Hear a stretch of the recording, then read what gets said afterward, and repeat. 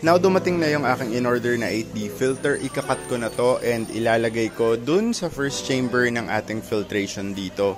I also noticed na since nag-run na yung tank ko for a day or 2 days na ata, na-accumulate dyan yung tubig. So, kailangan ko ata lagyan ng wave maker dito. Or maybe somewhere here. Hindi ko pa alam kung saan ko pupwesto. Kung meron kayong suggestions, let me know in the comment section. Para maayos na natin tong ating bagong flower horn tank. Kita nyo naman ang healthy ni Ghost and ni Snow.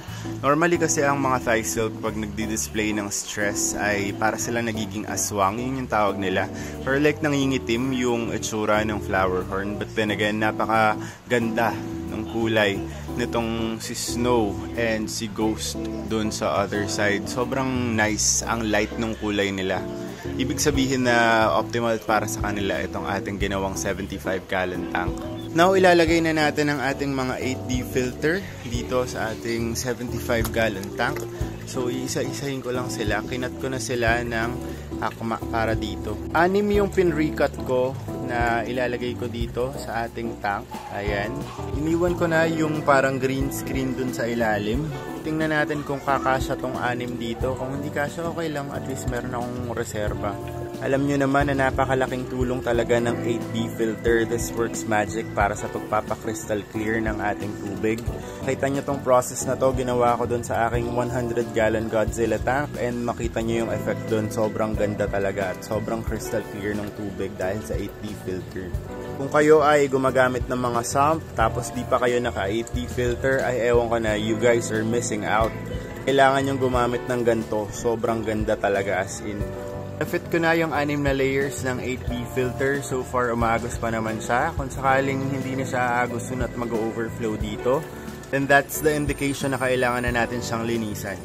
After testing it for a few times kung paano yung proper placement na ilalagay ko dito para hindi mag-overflow ang ating sump, dito nilagay ko yung kompleto, yung 6. Hindi naman siya umaapaw as long as hindi ko lalagyan yung mga sulok-sulok na yan. So yung mga sulok-sulok, ang ginawa ko, nilagay ko na lang dito sa end part, which is inclined siya diagonally para hindi nahaharangan yung pag-flow ng tubig, para hindi naiipon yung tubig, causing na mag-overflow yung ating unang-unang sump.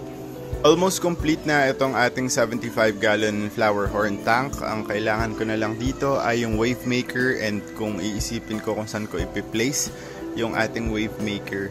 Since nilagay ko yung mga 8D filter, lumakas yung flow ng tubig. Like medyo malalim na yung naaabot niya and nawawash out niya naman yung mga dirt dito. Pero titingnan natin, ganun pa rin yung gagawin natin. Ito-test natin kung saan mas okay yung placement ng ating wave maker para lang hindi mag-accumulate yung dirt dito. Alam nyo naman dito sa drip, as much as we could avoid yung mga manual labor sa pag-aalaga ng isda, ito try natin gawa ng solusyon. Kaya nga tayo may mga pipes for water change para hindi tayo magbubuhat ng balde. Now, i-figure out natin kung ano yung pwede natin gawin para mas mapabilis yung paglilinis dito sa ating floor.